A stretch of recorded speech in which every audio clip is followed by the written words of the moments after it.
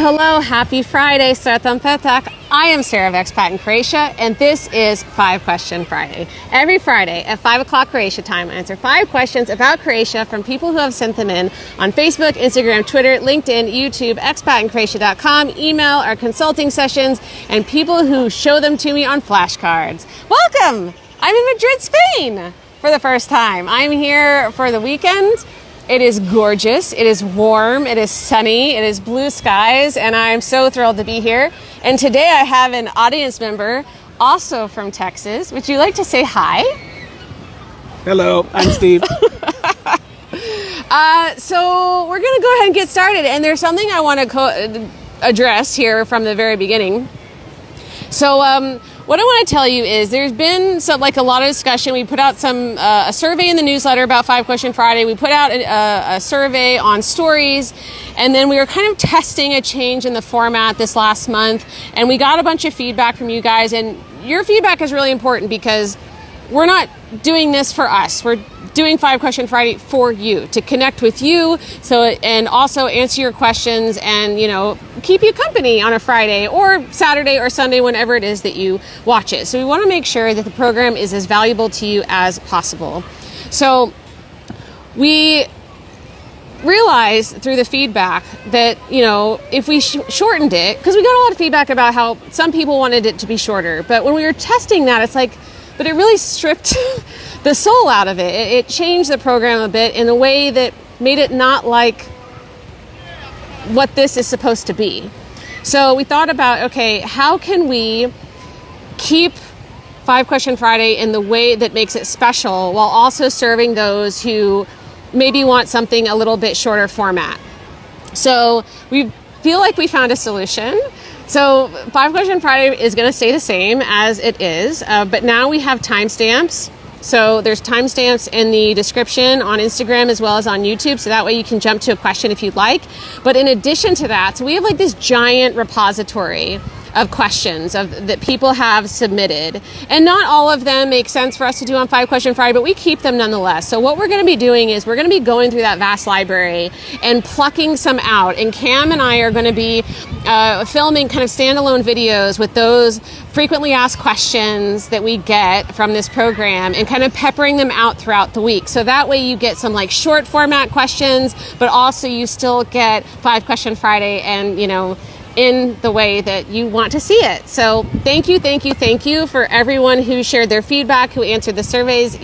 Like I said, what you think about what we do is really important, and that's why every year we try and we send out these surveys to make sure that we are on the right track. So, hi Mary Ellen, hi Aunt Catherine, so nice to see you. Okay, so I want to just quickly, before we get into it, just show you where I am. So I am in a park here in Madrid, and so I'm just going to pick you up all gentle-like and show you a little bit around, okay?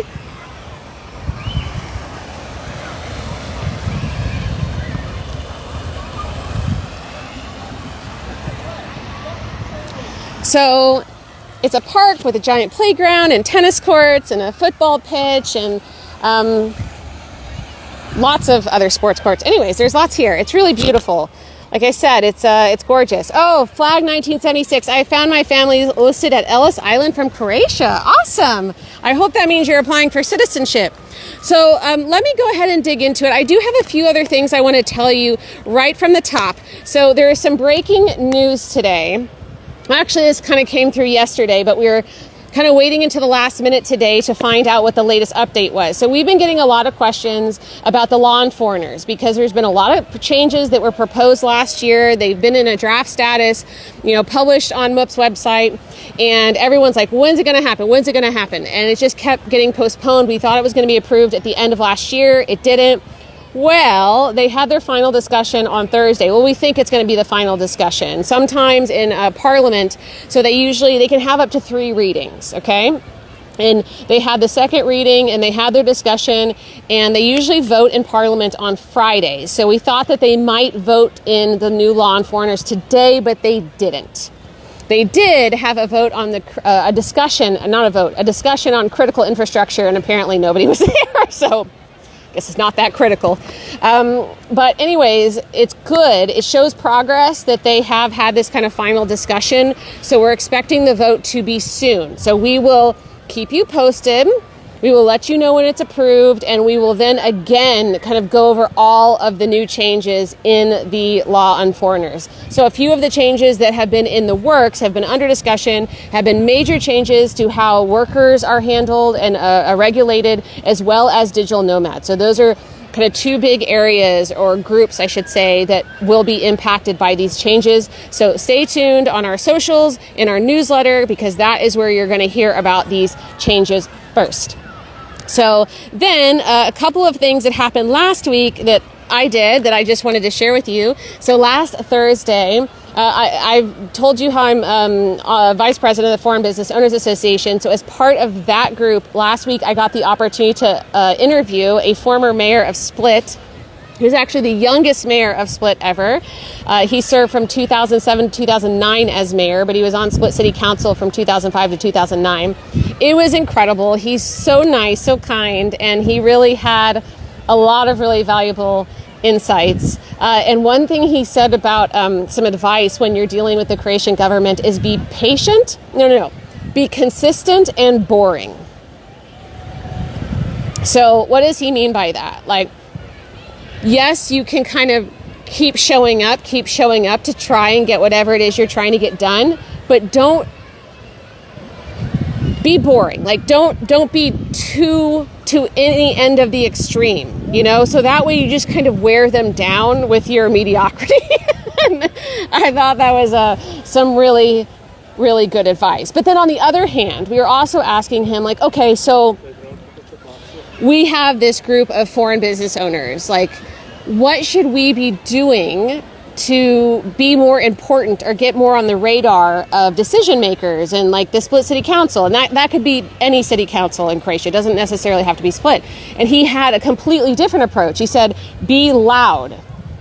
Be totally loud, because that is how you're going to get their attention. So there is a lot of great content and advice, and I really want to thank him. His name is Ivan Kuret, in case you're curious.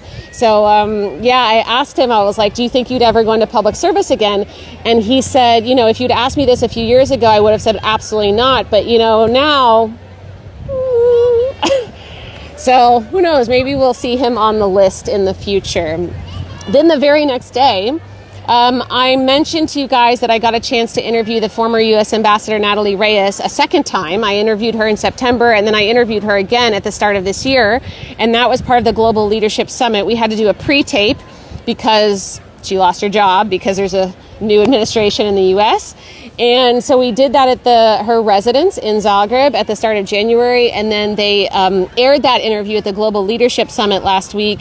And then after they aired that, Michael Freer, who has been on 5 Question Friday a number of times, he interviewed me about leadership after that, and that was really cool. So thank you to the Global Leadership Summit, to Nisa Gallagher, and Michael Freer for that opportunity. So that was a really cool thing. Oh, by the way, I just saw it in my email today. I got the full interview that I did with Natalie Reyes. So we are going to be publishing that on Expat in Croatia in March. So stay tuned for that. And I'm certain there'll probably be some clips that go out here on Instagram.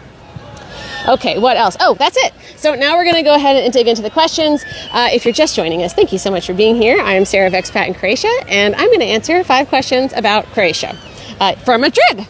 All right, this first question is anonymous, comes in on Instagram.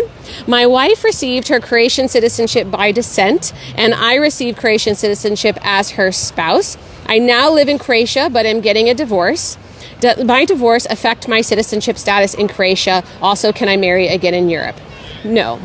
Once you have citizenship, you have citizenship. It's incredibly rare for Croatia to take away someone's citizenship, and they definitely wouldn't do that because of divorce. Now, that being said, I stripped out some of the identifying details from this question just to preserve this person's privacy, but they are getting a divorce in their native country, not in Croatia. So what's important to understand is that when you are a Croatian citizen, you are required to report your marriages, your divorce, or if you lose a spouse and you become a widow.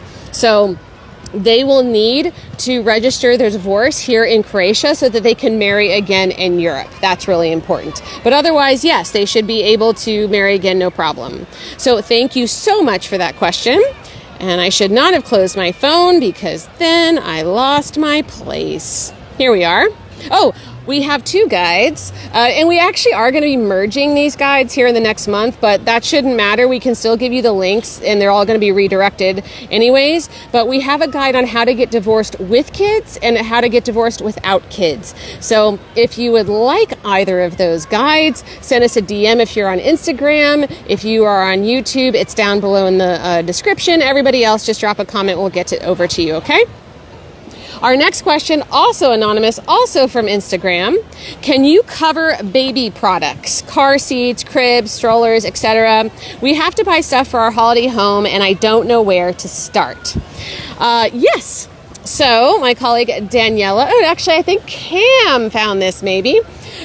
We have 4 different links here. So one is mall.hr, which mall.hr is excellent. I would say that it's kind of like an Amazon. You can pretty much find whatever you want there. So when I'm hey John, nice to see you. I would say go to mall.hr whenever you want to buy something off Amazon. Go there first and see what you can find there. I bought my TV off of mall.hr, so you can really buy a ton of things. And then babyland.hr, svezabebu.hr, and then there's also a lot of individual boutique shops that you might find around in the major cities. But those are some great places for you to start. All right, looks like we have a comment. OMH Vari, as a third country national on work permit, how to prove financial ability for family reunification when my salary is 740 euros and I get support from the boss. So when you're on a work permit, your financial means is based on your work contract. So it would be based on the 740 euros. And Croatia does do a calculation whenever you're doing family reunification to say, okay, yes, you can support a spouse. Yes, you can support a spouse and a kid. Yes, you can support a spouse and 2 kids. So in your case, I would say talk to MUP to see what it is that they're asking for. Like we do have numbers on our website for financial means.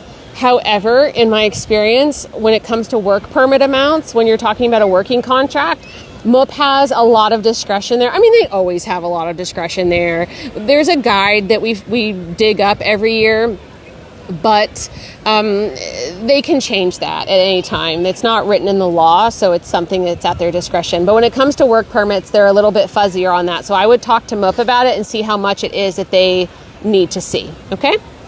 Thank you for the question. All right, the next question comes from Irena on the 5 Question Friday forum. Where can I advertise my rental? So this is all that we got in the question. There are 2 types of rentals. There's short-term and there's long-term. So long-term rentals are usually published on nushkalo.hr. Nushkalo is kind of like our version of Craigslist. It's where all of the rentals are posted, for the most part. Most of the rentals are posted, as well as purchasing. If you want to purchase an apartment, purchase a house, purchase a boat, car. And also there's like miscellaneous listings there, which is what makes it feel very Craigslisty. Like you can buy beeswax on Nushkalo. So we do have an English guide to Nushkalo that really kind of walks you through all the categories. So if you like that, description, DM, comment, we will get it to you. For short-term rentals, you can post on Airbnb, booking.com, as well as in travel Facebook groups. It really depends on what kind of rental you have, but those would be the most common places that you would post that. Okay, that's it. Next question, anonymous. Lots of anonymous through IG today. Are there any unknown or unexpected social norms to be aware of? Yeah. I mean, look, it's all relative. It's all relative to wherever you're coming from and what the social norms are where you are coming from. So these are the things I think that kind of stand out that are a little bit unique. And of course, I'm coming from my American perspective, but I've also been here a long time, so I've spoken to enough people from all over the world to kind of get an idea of what people are used to and what they're not used to. I say the biggest thing is smoking. Smoking is really common in Croatia. They tried to ban smoking indoors in 2009 and everyone freaked out. And instead of them like canceling the law, they introduced loopholes into the law to re-allow it. So I know that that can frustrate a lot of foreigners, especially ones who are coming from other parts of Europe or North America. But it is just the case. It doesn't bother me. I've been here a long time. It doesn't bother me as much. Usually you can find some cafe bars that will be non-smoking, but for the most part, smoking is everywhere. In the streets, on promenades, on squares, in cafe bars, and even some restaurants who qualify for the loophole. So if the walls are collapsible, then it's considered like a terrace, even though it's enclosed. So sometimes in winter, there are some restaurants that will allow smoking. Or if you're just kind of like not in cities and no one's going to enforce it, that might also happen as well. Something else, conservative social values, for sure. Croatia is a conservative country. It's a Catholic country. So when it comes to social issues, they're definitely more conservative. Now, it depends on which part of the country you're in terms of how conservative it is. Istria is the most progressive. Zagreb is probably just behind it in terms of progressive. Split, Dalmatia, very conservative. So that's also something that I find can cause a little friction depending on where someone is from. How do you spell Nuskalo? N-J-U-S, well, it's a sh, S, K-A-L-O. But if you just DM us, Cam will get that guide over to you, okay? All right, the last is frequent socializing and long coffees. So I told Steve there's a question in here for him. This is the one for him. This was something that, I know I've spoken about this before sometime, in some kind of context, but this was something that I had a difficult adjustment with at the very beginning of my time here in Croatia. Because now I've been here 13 years, and, you know, I was antisocial. I'm still a little antisocial, but definitely more antisocial at the very beginning and much more of a homebody. And I didn't understand that business had to be conducted over a coffee. I'm like, why can't we just handle this over email in 20 minutes? But that's just not how it's done here. So that's something that took some time to get used to. Now I see the value in it. Now I think it's a beautiful idea that whenever you're going to have a business meeting, you don't go to somebody's office, you don't sit in a cubicle or a meeting space, you go on a coffee and you look people in the eye and you have, 20 or 30 minutes of personal chit chat before you actually get into the meat of the topic. I think that's wonderful, because if you can't have a coffee with somebody, you shouldn't be doing business with them. And the same goes for personal interactions. Like, if you can't enjoy having a coffee with someone, you shouldn't be friends with them. They shouldn't be in your life, So it's a bit of a litmus test. But the thing is socializing is really important here. Phones, for the most part, are used to set up coffees. And that's also something I've had trouble with, because I meet so many people. I know a lot of people. I've got a big social circle, but also just kind of an extended circle of contacts I've made all over Croatia over the last 13 years. And it's if I went on every single coffee that was proposed or asked, I would not sleep, And I think that's also something that some people can struggle with sometimes, is just the sheer amount of socializing that you can do. The longer you're here, just the more people you're going to know, the more coffees you're going to go on. And that's just a big part of life in Croatia. It's a wonderful, beautiful tradition. I think it's the best tradition in Croatia, quite frankly. It's one of the things that makes this country incredibly special, because they value relationships so much, It's not about drinking the coffee. It's about sitting there with somebody over a beverage and having a conversation. Whatever the content of the conversation, doesn't matter. But that it can take up a lot of time if every coffee is 2 to 3 hours, So yeah, I think that's also can be an adjustment to people. But in my experience, most people really do get on board with that kind of tradition. So it's the first couple, conservative values, smoking, those don't necessarily give a warm and fuzzy to some people depending on where they're coming from. But if we're talking about the long coffees and all the socializing, that's something that's a lot easier for people to get on board with, unless, they kind of don't socialize at all. And with all the people I've talked to over the years, I find that the people that are a little bit more homebody-ish, who don't like to socialize as much, they move to Istria. So they can be like alone in the woods and they don't really have to see many people. So yeah, that's an excellent question. Thank you so much for asking that.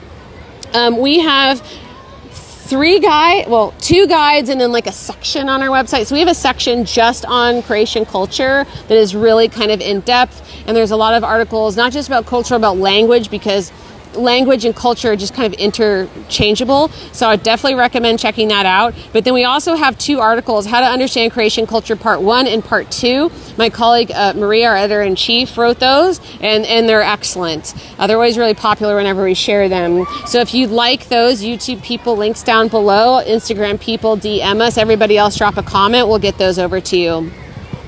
I think this is our last question. This is from Juliana. On Instagram. Do you guys have any information on how to get your boating license here in Croatia? Yes, we do. So there are different categories of boating licenses. I think it's actually 5 categories. If a boat has a motor, then a driver does have to pass an exam. The 5 levels depends on the size of the boat. So Category 1 is you only have to be 15 years old. There's no course, but you do have to take a test in basics of navigation. Category B, you have to be at least 16. You do have to pass an exam. And this is for boats that are up to 30 gross tons, and you can only go into certain navigation areas. And then there's some stuff about the power of the boat, but that's getting into the weeds a little bit. Then there's Category C. This is the first level of a professional skipper. This is for a captain for all seas worldwide. So in this case, the course lasts 25 hours of lectures and exercises, plus 6 mandatory hours of practical sailing instruction. And this allows you to operate boats and yachts for commercial purposes, regardless of the navigation zone. Then there is the yachting. So this is, you need to be 18, have a diploma, have at least 12 months of experience on a commercial or public ship.